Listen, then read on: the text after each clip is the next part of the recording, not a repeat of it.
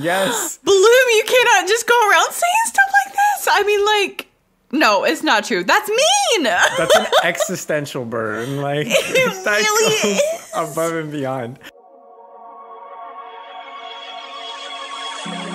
Hey there, welcome to the Winx Forever podcast. Join creator, host, and lifelong Winx fan Lola Valentine as she invites you to take a deep dive into the very cool universe of Winx Club.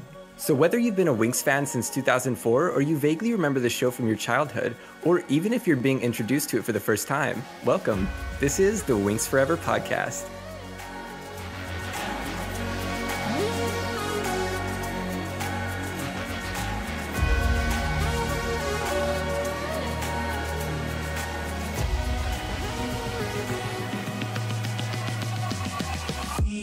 Hello, fellow Winxers. Welcome back to the Winx Forever podcast. I'm your host, Lola Valentine. This week on the show, we are going to keep making our way through our season 1 rewatch of the original Winx Club series, comparing the 4Kids English dub with the Rye English dub. And helping me deep dive into episode 8 this week is my friend and American Winxer, Dane. Dane, welcome to the show. Thank you so much for having me, Lola. I'm so excited for this conversation. I feel like this is a chance for us to kind of go into something that obviously we both love, but we have that American perspective. We both have that interesting experience in growing up with Winx Club in the US and how different it is. So yes. Yeah. And what a time. I mean, you made a brief cameo last season. Because you opened up the last episode of season 2 of the podcast with an audio message. It was so sweet of you. Thank you so much. So thank you. I'm super excited for you to come on this episode and discuss season 1, episode 8 with us. This is so exciting. I would love, though, since it's your first time on the show, to give our listeners a chance to get to know you a little better, get to know kind of your Winx Club Winxer history, if you will. So, especially, like you said, being an American Winxer, because we are few and far between, Yeah, definitely. in the fandom. So a rare breed indeed. I would love to, kind of know, do you remember the first time you ever saw Winx Club and what kind of got you into the show? Oh, yeah. So I will never forget the first time I saw the Winx Club, actually. I was young, Lola. I was 5 or 6. Okay. And I remember seeing this advertisement on 4Kids TV. It was a Saturday morning. Okay. Of course. I remember seeing this advertisement of Bloom in the forest. And then there was something about being a kick butt Earth girl. And that's when she cast the dragon out of her. And I was like, this looks like something I've never seen. I had watched Sailor Moon growing up, but at that point it had already been done. Sailor Moon was no longer airing.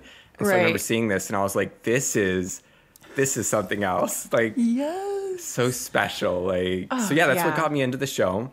I used to watch it with my mom, growing up for maybe a few years, but it was truly a different experience because once I found it, I was glued to it. Once you see the Winx Club for the first time, you either really like it or I feel you're like, oh, I don't know, but you just vaguely remember it. Yeah, very that. And no, I was full force into it. I loved everything about it. And it was so interesting because at the time, I remember I would look it up on the internet and try to learn about it. Yes. And that's where I found Michael's Winx Club page and I used to follow that for news. Yes. Yep. And so I used to send him things too. I remember I'd be like, oh my gosh, I got to write this guy. I just found this web page full of something brand new that nobody's seen yet. So I used to I was always looking for stuff. And it was just a great time to grow up and experience one of the few magical girl shows on TV at the time because there really wasn't a lot back then. Right. So. Yeah. And I feel especially for us American Winxers growing up in that golden era of the Winx franchise, being the first installation, the first iteration of the show. I mean, it was truly so magical and so special, such a special time because I mean, yeah, to your point, there was not a lot of Magic Girl shows. There was Sailor Moon, you know? And then as Winx Club kind of got popular, we also got the, you know, American iteration of Tokyo Mew Mew. Yes. And then we had, which was, of course, Mew Mew Power, and the 4Kids cast in Mew Mew Power. It was so iconic. Yep. But we won't get into that. But then we had, like, you know, shows like Magical Do-Re-Mi and other things that came on the same kind of Saturday morning cartoons, and we only had access to them on Saturday mornings. I mean, it was a special, special time. You know, we didn't get the, you know, whole season episodes dropped, you know, in one bingeable session. You know, we didn't have that luxury. You know, we had to get up every Saturday morning and tune in at the exact same time. And, you know, I also think that it's fun, too, growing up in the era that we did with Winx Club, and kind of remembering what it was like to have to schedule your time on the internet. Because if you didn't, then your mom would be on the phone, and, like, you couldn't be on the phone and the internet at the same time. Yep. And, you know, so it's like, you know, you had to log on your family's computer. Like, we didn't have personal laptops back then. And it was just like, it introduced us to so much, and not only to, like, the creativity of what this show was, but also to the internet and to online communities and to just vastly different worlds than what our parents grew up with, than what, you know, than what generations today are growing up with, you know. So it's wild. I love it. Me too. I could not agree more. Like, yeah, it was just such a time to be alive. I remember, like, scheduling time for the television. I would tell my mom, I'm like, okay, I think it was like 7:30 in the morning. I don't remember. So dang early. Why was it so early? I remember sometimes they would air, like, the previous block before the 4Kids TV and the Fox box. Like, there was another block, and they would, like, my mom's show, she watched this show called, like, Melrose Place. It used to be, like, back to back sometimes, or it was like Beekman's World or something. Like, there was yes. Oh man. But yeah, I used to wake up so early to watch the Winx Club. So I grew up with it throughout my childhood, and I was always super into it. And I remember when I found the Rye version for the first time, it was the era of Google Video, like pre-YouTube. Yes. And I remember seeing, like, I think the first version, or the first, like, clip I saw from the Rye version was, it was that scene of Stella transforming with the Magic Winx battle cry. Yes. And it was, like, during the Snow Crown arc, like the Domino era, where she fights the big, like, tusked creature. Absolutely. Oh, yeah, and so I just remember, like, that, like, made it even more interesting. So I'm just like, oh my gosh, there are two versions of this show out here. Right. So yeah, I don't know what on earth, like, when I realized, it was probably when it was the end of the 4Kids era, when they advertised that it was the series finale, and I was like, well, that can't be true, you know. And so and I was in talks with, you know, my person at Rainbow, and they're like, no, that's not true, we're actually in you know, production of a 4th season and a movie. And I was like, what? So that's when I kind of was like, okay, so there's a lot more to this. I've just scratched the surface, you know what I mean? And how exciting, you know, like, something that you love so much, like, there's so many iterations of it and so many different, like, I don't know, like, life forms of it almost. Like, it's just, it's such an exciting franchise to be a fan of, because there's so many layers. It's like an onion, you know, like, there's so many layers to keep unpeeling. It's great. But, like, what kind of kept you engaged in the fandom all these years? I mean, gosh, 18 years now. Like, that's a long time, you know? Like, what has kept you around with it?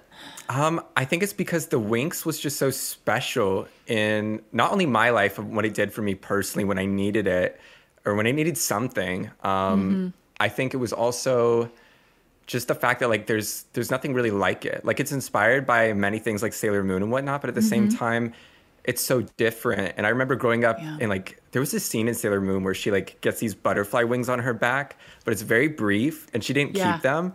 Right. And I was just, like, telling myself at, like, 2-3 years old, I was like, I wish she had wings. And then, of course, the Winx Club comes out, and I'm just like, oh man, like, could not be better. But yeah, the Winx Club always just held like a very special place in my life. Especially around that time when it was like the series finale and whatnot. Not long after that, my mom passed away as a kid, and I remember going back and rewatching Musa's story, and I was just like, oh man, it's like, it just resonated so deeply with me, especially with the water stars and like the fact that she had to like pick between like saving the world or going to see her mom. And of course she picked the better result, I would say. But yeah, really it's like selfless act. Yeah, definitely. So there's just so much there to be digested from such a dynamic story, and I think that's why like this episode especially it's such a good one. I'm so glad that you invited me on to talk about this one because it like means so much to me. So that's incredible. And like and to your point, like I mean, this show was so monumental in so many ways, but one of the ways, and I have said this multiple times on the show before, of like, you know, it didn't dumb down themes like that for its audience. And that's what I really, really appreciated about the series, is that, you know, it talks about hard things. And in this episode specifically, it's going to talk about some really hard things that not a lot of cartoons would dare to even skirt around, you know, like back then they're just like, hey, here it is, you know, and it's, oh my God, like, and it's, and how influential, you know, to see that it has been on people like you and I, you know, growing up and now even well on into our adulthood. Like it's just so special. And wow, thank you so much for sharing all that. I really appreciate it. So yeah, I mean, I think that's where it like deeply resonated with me. And then I think what kept me around again was like, as I was watching other shows growing up, I couldn't really find anything like the Winx Club. There wasn't really much out there that had that much depth to it. Yeah. And not in the same way, I guess. Like there wasn't a lot of serialized content with like ongoing stories. It was very 15 minutes, SpongeBob format almost, I guess is the best way to say it. So yeah, it was just different. And I think as time went on, I started to get more creative with it. And following Michael's page especially, like I found myself getting really into like the business side of things as like a kid. I was like, because he was going to all these like licensing expos and conventions. Right. And I'm like learning about all this branding while following that page and like figuring out like what's brand image mean. Like I like self-taught myself marketing through some of that stuff, like just kind of like going through and like, yes. Exactly. Yes. Yeah.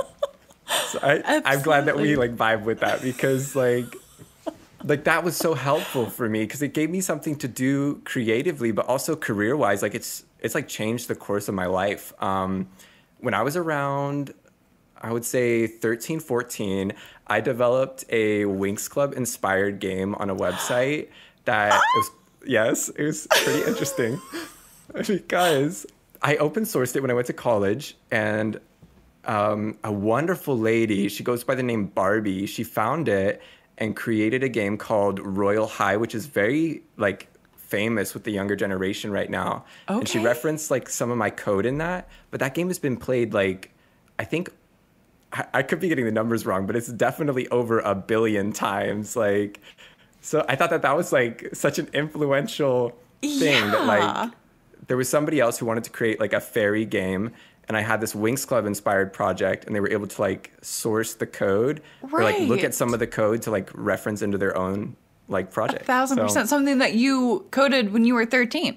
I mean, I was such a kid. Like that's amazing. I mean, no, that is absolute, and that speaks to how inspirational something. I mean, it's so funny because it's like a lot of people might discount something, you know, like Winx Club and just, you know, count it off as just like a scantily clad, you know, fairy cartoon, you know, and it's a ton more than that because of the things that it inspires. And I absolutely love that. That's mind blowing. I love that so much. Right. Like I just think it's so interesting too, like the way that Winx has influenced some of the, like something so iconic, I would say, because I mean it's a pretty big game from like what I know about it. And it's interesting because it's like you look at that and you're like, wow, like that's a lot. And I'm pretty sure they reference Winx in this game as well now. So it's like I'm pretty sure that like it's definitely bridged those audiences of like Winx and that Royal High, like kind of connection. So yeah, it's just so interesting because it's like brand like longevity. I feel like that has a lot to do with it, you know? So yes.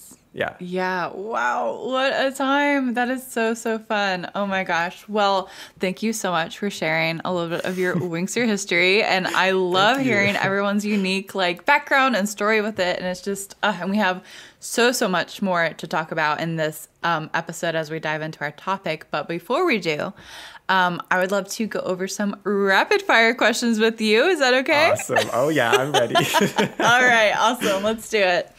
Who's your favorite Winx member? Stella for like personality and whatnot, but Aisha/Layla for story. So absolutely love. Yes. Favorite season? Ooh, season 4 of the Rydub. Favorite specialist/male warrior? Naboo for sure. I will always have a soft spot for Naboo. as do we all. Favorite movie?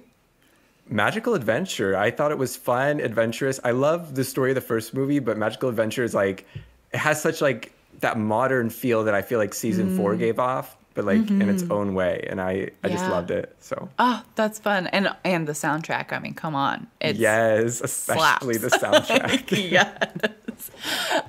Favorite romantic relationship in the show?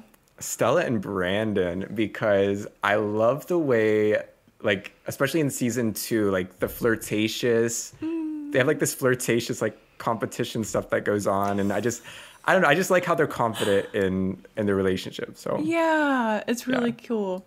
And then favorite villain? The Wizards of the Black Circle, hands down. Like they're menacing. Oh man, like when Ogron sent those fairies or tried to like lock them into that, what was it? The Black Circle? Right. Yeah. Yes. Yeah. Oh my gosh, so iconic. And one of the only villains that we have that's not in some way connected to Bloom. I mean, yeah. Hat off to that villain, yes. Similar hair colors, maybe. Yeah, yeah. But yes, origin-wise, none. Yeah. Love it. Well, awesome. Well, that does it for rapid fire questions. That wasn't so bad. Awesome. Awesome. Well, we're going to take a quick break. And when we come back, we're going to dive into the rewatch episode we are discussing this week, which is season 1, episode 8. So don't go anywhere. You're listening to the Winx Forever Podcast.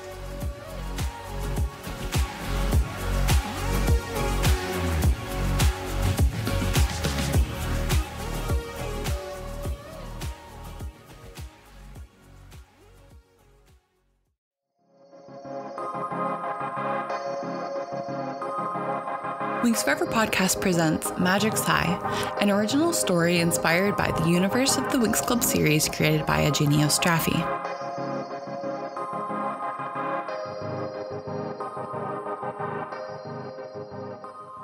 The City of Magics, capital of the magical dimension and most notably home to 3 of the most prestigious private academies for young fairies, witches, and heroes. But what you probably didn't know is that it is also home to Magic's Public High School, the lesser-known school of the magical dimension's capital city. At Magic's High, magical beings from all across the diverse city attend classes for general magic training, history, and tactics. This is where our story begins.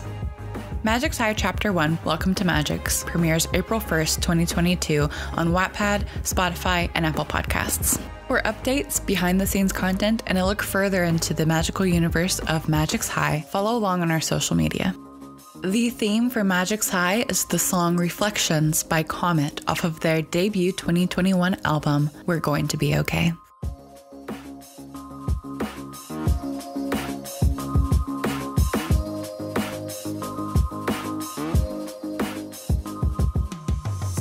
And we are back with this week's guest, Dane. He is joining us to go over our rewatch episode this week of season 1, episode 8. And so let's just dive into it, shall we? Sounds great. All right.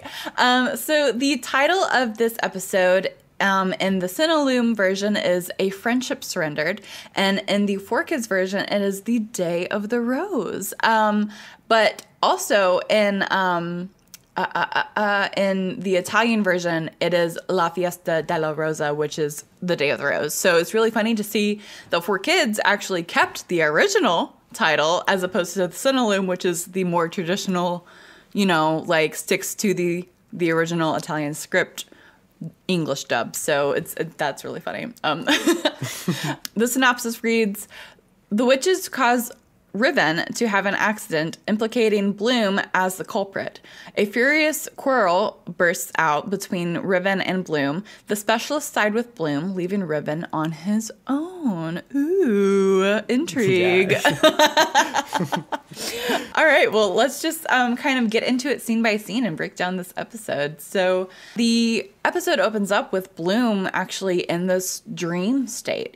She is dreaming about Daphne. This is the second time that we hear Daphne's voice. This is the second time that Bloom interacts with Daphne, but Daphne comes to her in a dream this time in the opening of this episode. And the dream is so intense that Bloom actually wakes up and learns that she was talking in her sleep. And Flora, her roommate, tells her that today is actually a holiday and they don't have any classes. So super, super fun. In the Cinelume dub, Tekna says that this holiday, which is called Day of the Rose and Magics, is actually a holiday where everyone celebrates their mothers. And Bloom's like, oh, it's like Mother's Day, like we have on Earth. But in the 4Kids dub, she actually says that the holiday is where everyone celebrates just their parents in general. And then Bloom's like, oh, it's like Mother's Day and Father's Day together. I loved that iteration of Day of the Rose. Yeah, me too. I thought it was really unique how they adapted that. And I also thought the way they started the episode too, like, you don't see Bloom, you don't really know she's dreaming at first. I mean, they like kind of allude to it, but I'm pretty sure they don't show like in the Cinelume version, they show her like bedroom and then they show her dreaming and they go into the dream.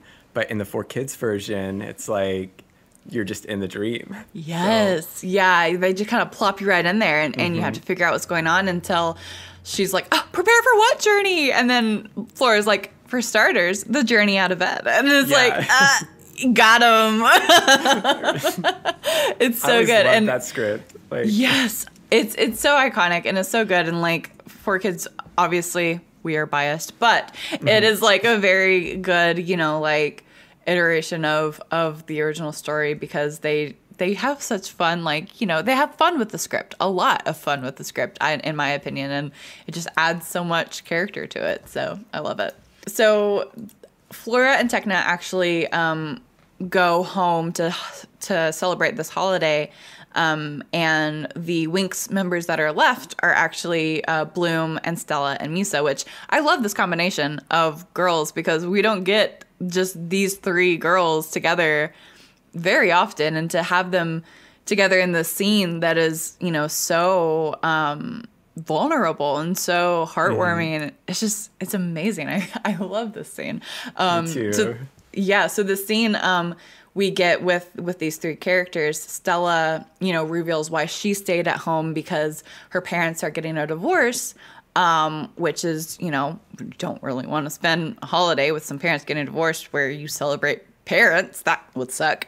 And then Musa also reveals to the group that her mother passed away when she was young, and that was the first time that we ever learned about that for Musa. And then Bloom is just like, oh well, I might miss my family more if I go see him now. I was like, okay, Bloom. Yeah. Cool. But like it in the 4Kids version though, it's really cool because Bloom is like, well, I couldn't read the magic calendar.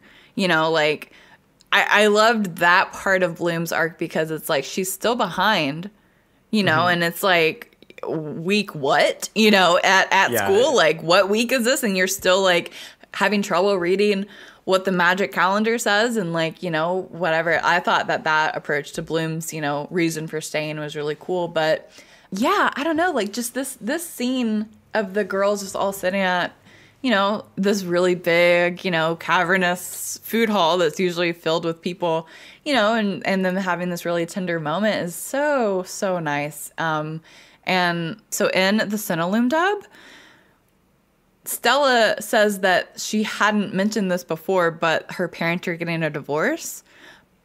But in episode 3, she definitely mentions it when she's with Flora and Bloom in their bedroom.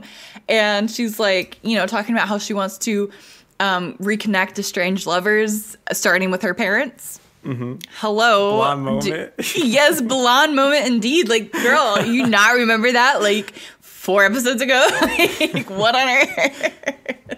But it is really, like, cool to see such, and we were talking about this earlier, see such a cartoon, that would seem, silly, to tackle such hard topics like this.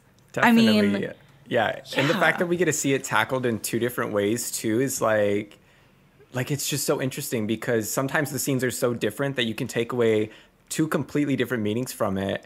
And it's like, I love that, because it's like 2 versions of the Winx Club, you know what I mean? Like, it's kind of like the same thing, but each one is it's different, and I like to think of it like the 4Kids version is like the really well trained, like it's like the masterpiece production where it's like been crafted to a T, and then the Rye version is more like, it feels more like, I would say, awkward conversation, but sometimes I'm like, there are those moments where I'm like, it's kind of like this might be a conversation that 2 real people are having versus like some elaborate, like scripted sort of joke word. Like, what would they say?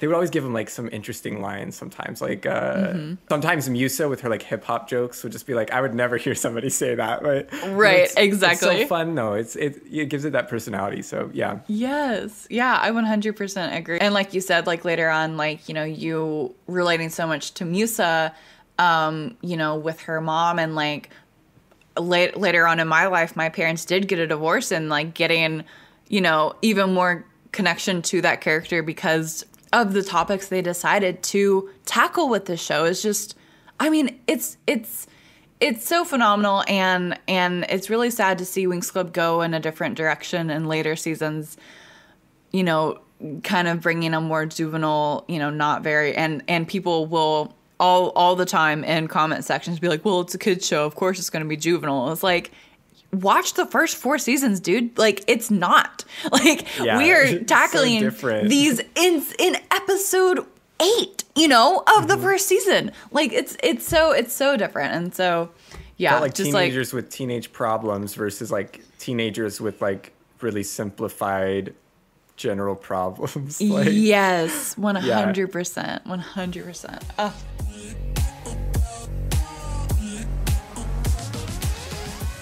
The girls, kind of comfort each other in that moment when Stella receives an invitation on her phone via text to the big Rose Day ball by Prince Sky with brown hair. And gotta keep those straight for me personally, but also for viewers that have watched the show for as long as we have and forget that, the first season, the Prince Sky and Brandon do switch places. And so if you haven't watched the show, I'm so sorry if that's a spoiler alert, but yikes.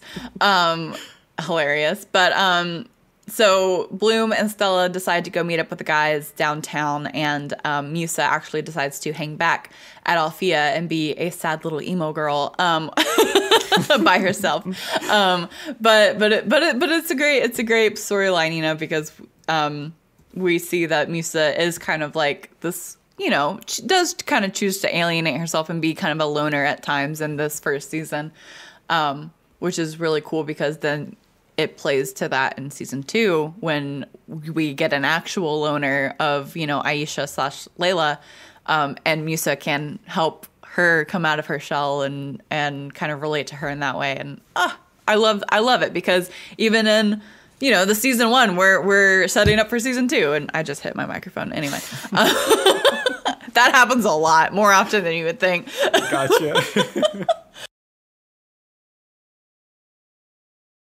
So, meanwhile, at Cloud Tower, Griffin, the head witchstress, as she's so fondly referred to as in the Rye English dub, She's angrily scolding the Trix for breaking into Althea in the last episode, and she received even a letter of protest from Farragonda, saying that she, wants them to be reprimanded because obviously they probably should be. But instead of disciplining them, she actually gives them one more chance to be successful at wreaking havoc, I guess. I don't know. So this time, she kind of challenges them with ruining the quote-unquote blossoming alliance between the Red Fountain Specialists and the Althea Fairies, which Cinelume, again, for some reason, refers to the Red Fountain students as wizards. Yeah, I remember they called them magicians in the... Yes! In, I think it was episode 3. Yeah, magicians. And I was like, okay. Maybe they just didn't have the word at the time.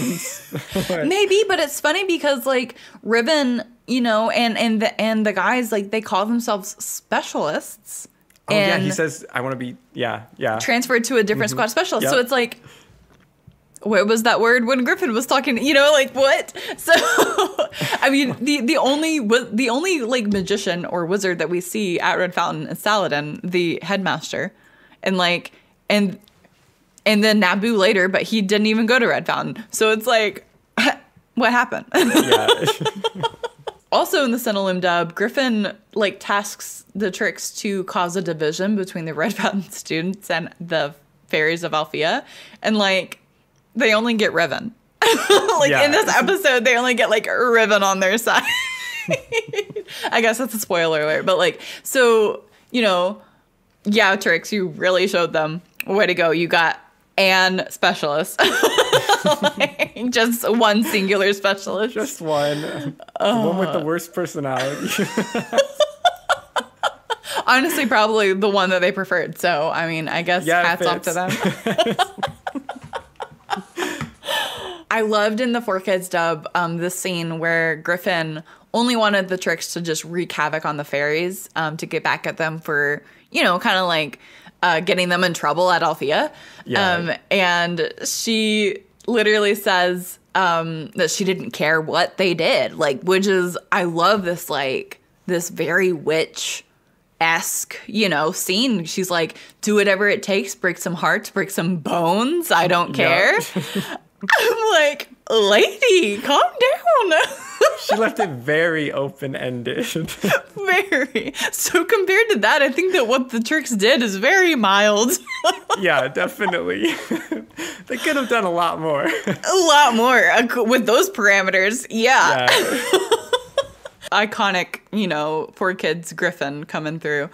But it flashes back to Musa spending her alone time at Althea as she is remembering her mother and sort of speaks to her memory, and as she talks about her crush on Riven. Spoiler alert. So this scene in the 4Kids dub was very different because there was a lot of dialogue for Musa. It was introspective, but it really showed her interacting with her mom's memory with the kind of hologram photo, which was really cool, and using it kind of as a therapeutic exercise almost, writing to a loved one that maybe you can no longer see or talk to that has passed on, and kind of taking that, and it's really beautiful because she mentions how much, her mom loved that spot on the tower and how it was where she told me that it was where, her dad had first kissed her mom, which, while this is wildly uncanon, compared to the backstory that we get of her mother and father in season 2, it's a really nice gesture. Good A for effort for kids, Yeah. I love how they took those liberties because it's they had all this material and they're like, yeah, we can add to this. We can expand on this in our own way that fits what we want for the Winx Club. And I think they did such a good job in that moment. Yes. So refreshing to see. I got chills watching that. So. Yes. Oh, it's so good. It's so good.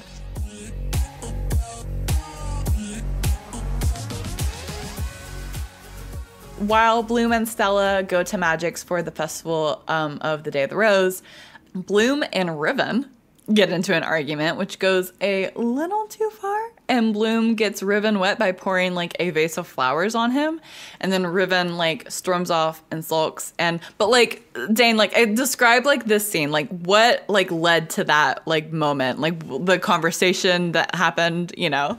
Okay, so in the Cinelume dub, it was so interesting to see the difference between these two, because in the Cinelume dub, it was more like Brandon was kind of like targeting Riven's ego. I don't really know if he meant to do it intentionally, but I could tell it was kind of teasing, like, Sky has, or no, who was it? wait, let me repeat that, because I'm calling them by the names that I know them as. Yes, I know that they same. split places. They split places. It's so hard. Yeah. So, how should I refer to them? Sky with brown hair. Sky with brown hair. Brandon with blonde hair. Okay, yeah, that's the best way to say it. So it was interesting, though, because the conversation that led up to that interaction is so different across the dubs. Mm-hmm. So, like, I remember Sky with brown hair was, like, saying, oh, well, I have Stella, and Brandon with blonde hair has Bloom. Like, you have no one. Riven gets defensive. And at that point, he says, I can get any girl I want? And then he's like, oh, yeah. And then that's when he bets with the girls. He uses the girls as like collateral. Yeah. Like, if I win, then I get to take one of your girlfriends, like their property. Excuse me. Yes. Right. And so Bloom's response in the Rye dub is like, no, you can't take me. Like, I'm not your property. Like, I like choose who I go out with. Like, and so it was very different than in the 4Kids version, where it's kind of the same thing leading up to it. But Riven, his response was different. It was like that Bloom has been eyeing him, so she's very surprised. Like, I haven't been eyeing you. Like, yes, you know, that's kind of what's running through her head. So she's very like irate versus the Rye version, where she's like, definitely not like as irate. In both situations are terrible. Like, yes, both situations are so bad. So bad. Like, I love that 4Kids took the, you know, calling women, you know, like men's property out of it, but then the fact that they took it and spun it that like Riven's like, well, actually, a certain someone's been giving me the eye, and Bloom's like, excuse, like record scratch, like, excuse me. Yeah. And then he proceeds in the 4Kids version. I think he that's when he like puts his hand on her, and yes, I just remember. What did he say? You are really cute when you're angry. You know that? Yes. I dig girls who play hard to get. Yes. And then she just like flares up and loses like dumps, it. Yeah, and then of course she uses her magic to like lift the pot of plants and like dump the water on him. Which, like, is kind of a really immature response, Bloom. We get it. Like, they're teenagers. Teenagers are immature sometimes. But, like, girl, I think she realized it, too. Because if you, like, look at her face after she did it, she's like, oh, like, I think she was faster than the rest of them. Because she tends to be a little bit, like, I think she is so down to earth. So, like, she was very fast to be like, oh, wow, that was not that was right. really like, bad. Yeah, that wasn't cool with me. Yeah, but at that point, like, Riven, like, he was already over the top. Heated, so. Yeah. Absolutely. And it was funny because in both dubs, Bloom does have that kind of realization, but then she's like, no, wait, I didn't mean to do that. In the Rye English, I'm like, girl, yes, you did. What are you talking? What kind of gaslighting is this? Yes, you did. What? We don't condone this type of behavior, Bloom. Or Riven, both of them. They need to be set in timeout. But it's you described it perfectly. What I did think was hilarious in the 4Kids version was, I mean, this has got to be hands down one of Bloom's best moments in Winx Club history. Like this, definitely. Like her flying off the handle at Riven, like. First of all, Riven had it coming, like has had it coming for the past, like 6 episodes. And so this just put over the top. But the fact that while she's just spouting off all the reasons that Riven is the absolute worst, Musa comes into her, mind and is like, I still can't figure out why Musa's got a crush on you. It's like, girl, excuse me? You just outed one of your best friends to her crush. I noticed that. I was like, oh. How dare she? How dare she? Bloom, what on earth? This is not how we deal with things on Earth. This is not how we deal with things in magics. It's a good way to foreshadow the next episode. Yes. And I think that Four Kids does a really good job of foreshadowing what is to come in the story. And they do. I feel like a broken record. You know, I love it. It's so good. But yeah, so Riven gets mad, storms off, has this like little introspective moment while he's walking through the crowd of, you know, the festival goers, you know, very broody and mad. What happens next, Dane? So while the rest of the group are like enjoying the street performers at the festival, the witches disguise Nut as Timmy to help carry out their plan to turn Riven against the fairies. Yes. So at that point, Bloom gets distracted and like notices that there's a street performer, and when she walks over to her, like she starts imagining Daphne, and they like her silhouette starts like changing, and they both look very similar. And what's interesting about that too is that street performer is performing very close by to the giant mural of the 9 Nymphs of Magic. Yes! And so, yeah, but she notices like that she sees the woman that she saw in her dreams, like the woman that she doesn't really know who she is, but she's like coming through and communicating. And so then she runs into Nut disguised as Timmy, who then gives Bloom a helmet as like a way to like make amends with Riven. But little did she know, it wasn't really Timmy. Of course we know that because we got the scene with the Tricks disguising Nut as Timmy, but Bloom is just, you know, none the wiser and obviously accepts it. She's like, wow, thanks Timmy, you're such a good pal, you know, like way to look out, Timmy. But I love that connection that you made to, the street performer that she sees, and she's making this connection and like having these, I mean, she thinks they're premonitions or flashbacks or maybe just like, you know, her connecting real life to what she's seen in her dreams to, you know, the nymph on the facade of the town hall that, I mean, that's what she says it is in the Four Kids version. You know, like she's probably performing, like very close by to that building, like in downtown Magic's. Like, I love that. We actually see it in the shot like a few times throughout the episode. It's like visible. And I'm just like, oh my gosh. It's so good. I love that. It's so good. I could talk about Winx Club lore all day, but we don't have time in this episode. Maybe I should have you back on so that we can like discuss more in depth like Winx Club lore and like canon versus head canons, and that would be super fun. That'd be great. That would be so fun. Okay, great, awesome. It's a plan. Awesome.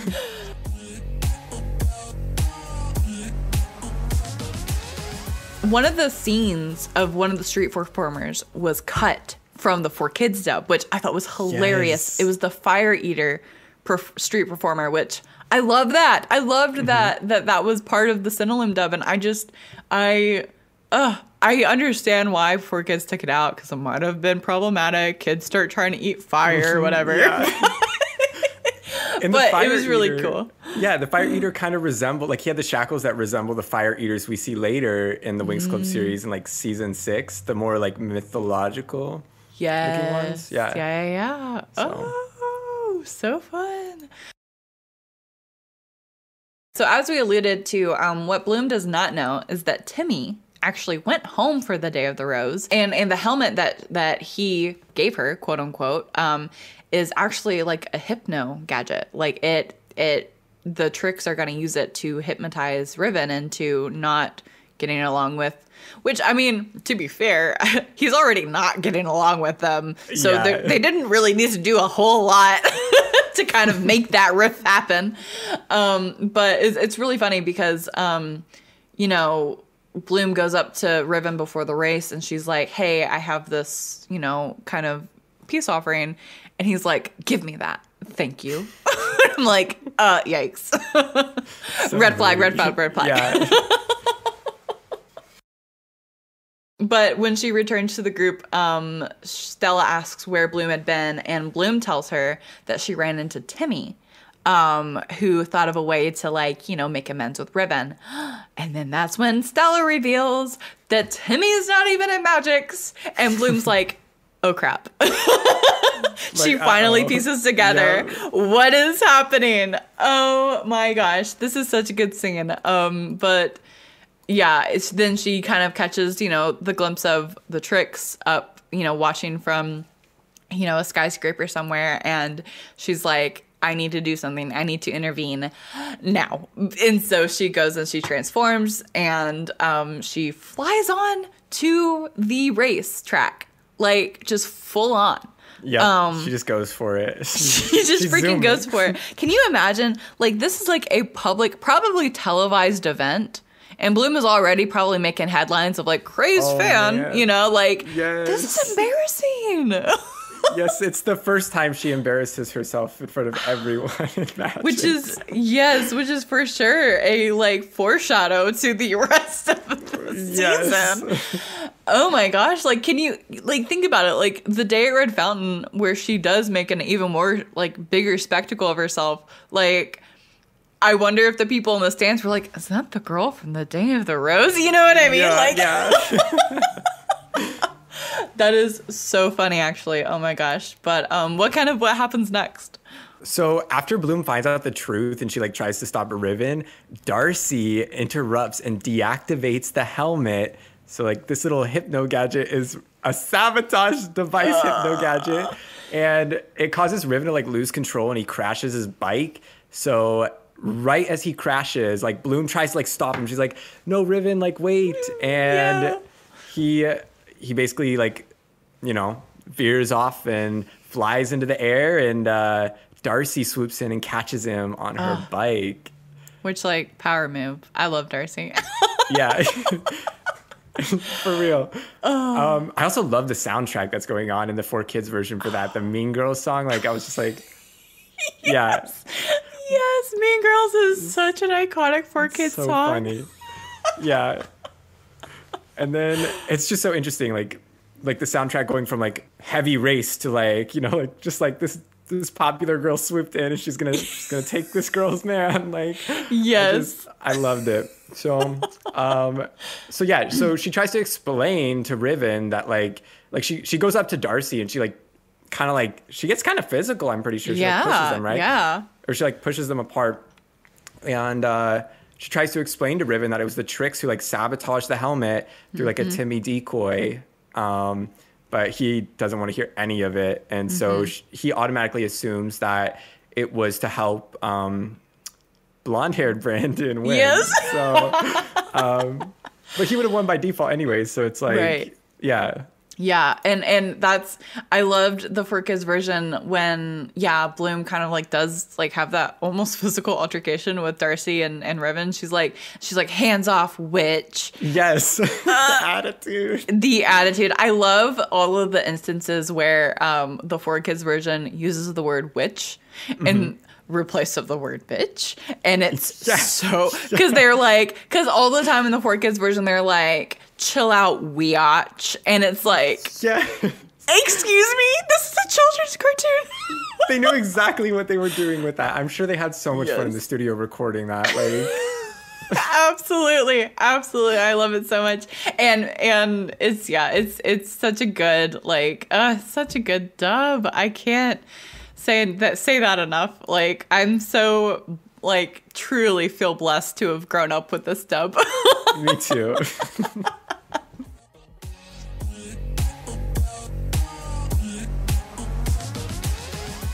So Riven angrily leaves the group and declares that he wants to be, transferred to a different squad of specialists, which, is kind of a big deal because, like, just a few episodes ago, they all kind of, like, formed their group. And now it's like, geez, Riven, like, I mean, we kind of all saw it coming, but, like, still, what the heck, man? Yeah. But, of course, in the 4Kids dub, Bloom is like very, in both dubs, she's very visibly upset. Like she had nothing to do with that. She truly was trying to make amends with Riven. And I love the end of of the Four Kids dub when Brandon with blonde hair. Yes. When Brandon with blonde hair says, you know, like, they must have really wanted, you know, something to do with Riven. And Stella says, it's not just Riven they're after, you know. And then Bloom's like, yeah, it's all of us. And then it's like, dun, dun, dun. And it's like, ooh, ends there. Credits roll. And it's like, dang, what a heavy way to end the episode. Right? Like, iconic. I love it. I love how head waitress Griffin doesn't even know that all this is going on. Like that. I mean, obviously she's putting them up to a plan, but she has no idea that the Tricks have like another thing going on between them. Yes. That is like even worse than what she could imagine. Even bigger than like just getting good grades at Cloud Tower of being a bad witch. You know, like they have so many other plans, and it's just like like you said, she has no idea what's coming.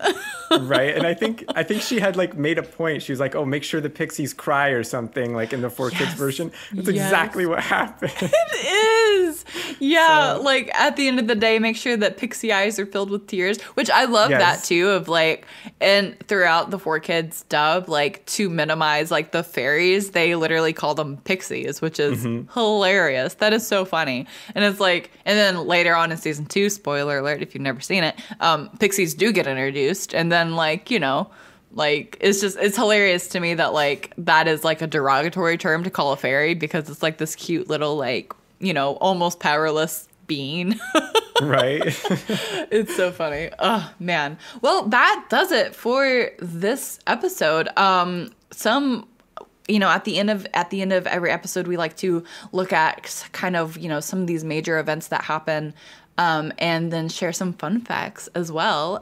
So yeah, like we mentioned, I mean, this is the first encounter that Bloom has with Daphne outside of her kind of introspective like moment inside of Cloud Tower to get them out of the burning room. Like this is the first time we ever see Daphne, which is huge. You know, this is a huge piece to the puzzle.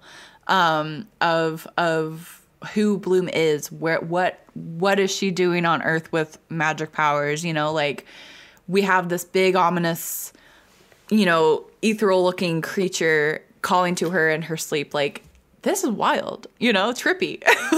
Yeah. Obviously, there was the big festival in downtown Magix. I love how much Magix is referenced and used in these first seasons of Winx Club, how much interaction the girls get in Magix. Where does Magix go after season 3? We don't know, you know. To the comics. You know, yes, literally to the comics. Literally, yes. Rip Magic City, honestly.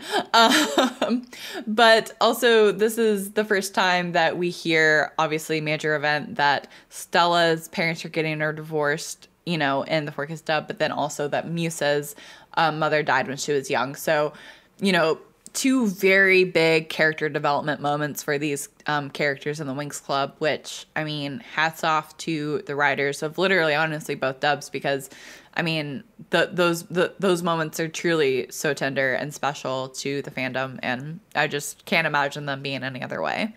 Right. Totally agree. Oh, and then I don't even think it's, I mean, since Nickelodeon didn't do this episode, like, yeah, this is nowhere to be found in their dub. Yeah, I know. So. And what's even crazier is that there are fans that literally grew up with the Nickelodeon dub 10 years ago that were probably like 8 when it aired that are now 18. And it's like they don't even know that like Brandon and Sky switched identities, because that wasn't in the Nickelodeon dub either. So it's like there's a lot of things that like they missed out on, and it's not their fault, obviously, but like it's just like it's wild to think that there's a whole generation of Winx fans that probably don't know this. So what the heck? Yeah.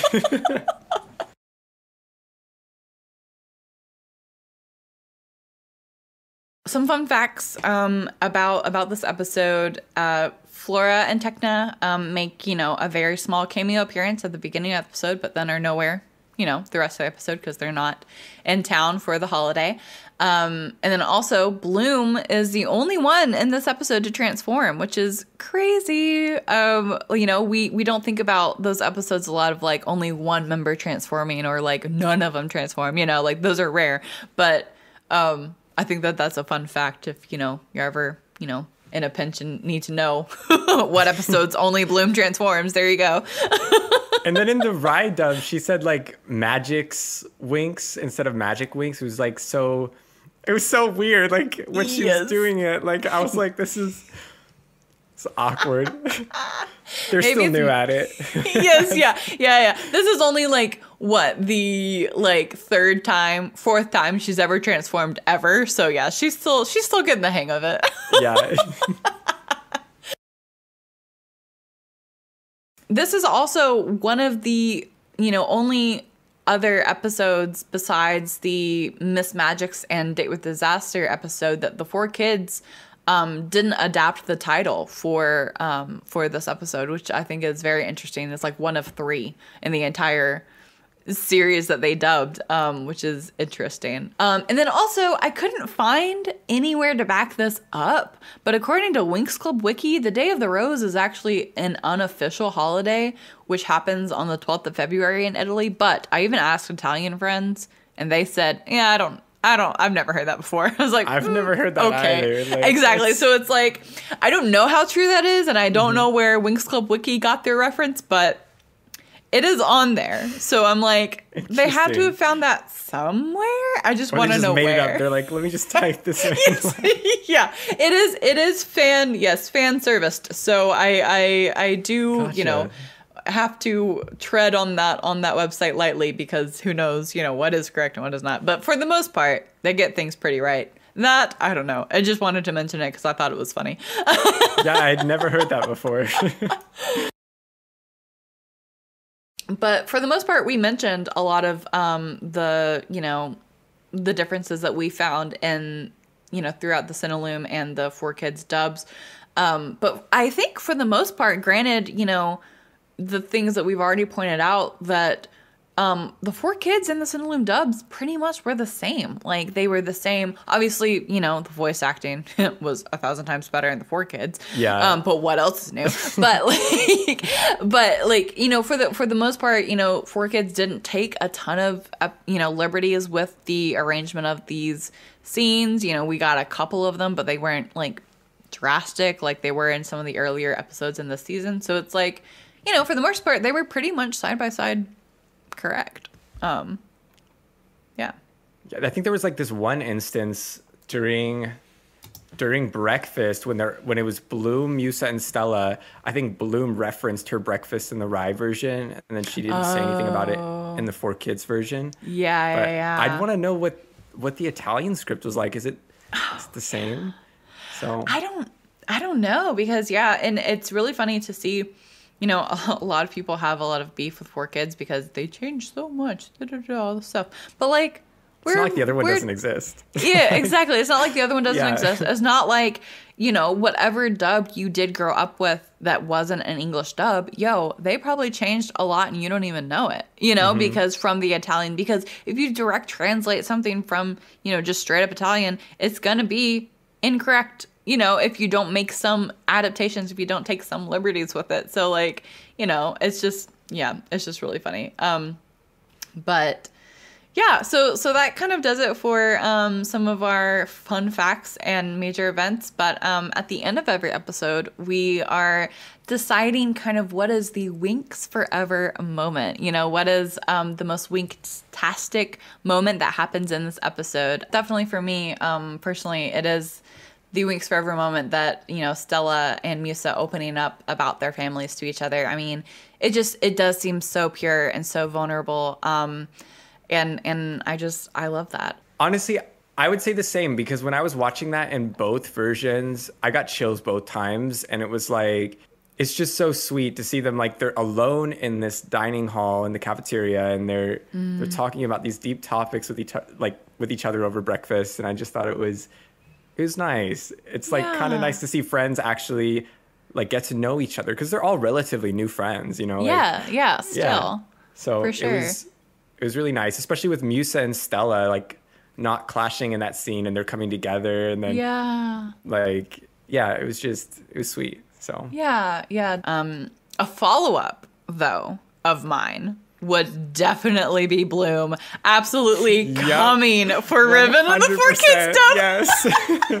I mean, I've always loved this scene so much. Like, this episode, probably growing up, is the one that I've, like, this one and episode 9 are the two, like, episodes that I've probably watched, like, probably 50 times, like, each. Yeah. Like, I loved this episode so much.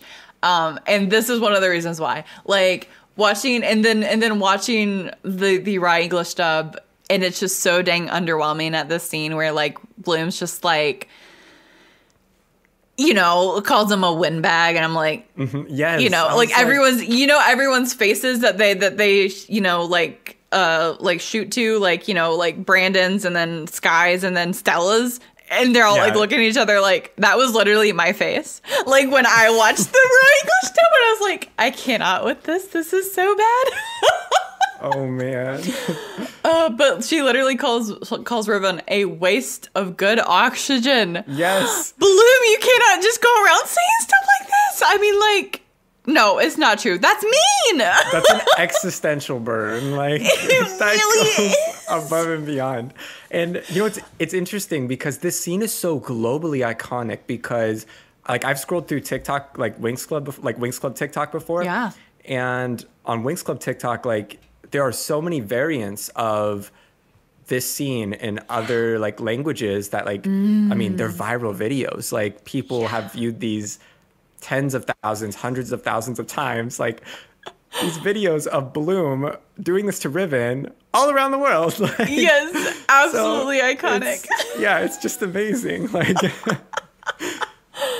oh yes, absolutely. I love it. I love it. What a good episode in season 1. Just so iconic. Thank you so much for coming on and talking about this iconic episode with us, Dane. Wow. Thank you for having me, Lola. Like, this was such a pleasure. So yay. I had so much fun. I'm so glad. So did I. Tell our audience, you know, where they can kind of follow you and kind of get to know you online. The best place to get to know me online would be on TikTok. I'm at Just Dane Dane.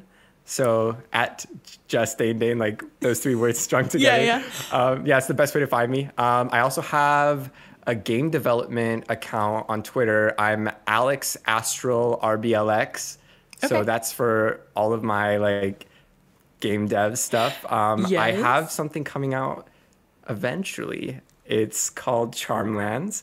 And it is like if you could immerse yourself into a fantasy universe full of, like, varying mystical worlds. Ooh. And it's very Winx inspired, very Sailor Moon inspired. Like, I'm pulling from the best of what I could come up with. So the best of the best. But yeah. Oh man, that sounds so intriguing. I'm so excited to check that out and to see what that's about. So for sure, follow Dane on all of the places. I will link all of his socials in the description below. So be sure to check those out.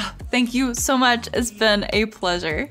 Thank you, Lola. Catch us next week as we discuss season 1, episode 9, with none other than Romu Magic, which is my sweet friend Ramal from France. So, which you might also know him as Winx Club France, iconic. So, excited to have that conversation with him about that episode. So, tune in next week. Thanks for listening. If you enjoyed this episode of the Winx Forever podcast, be sure to follow or subscribe to the show on your preferred streaming platform to be notified when new episodes drop. Join in on the conversation when you follow at Winx Forever Podcast on social media. The theme for the Winx Forever podcast is the song She Makes Magic by Big Wild.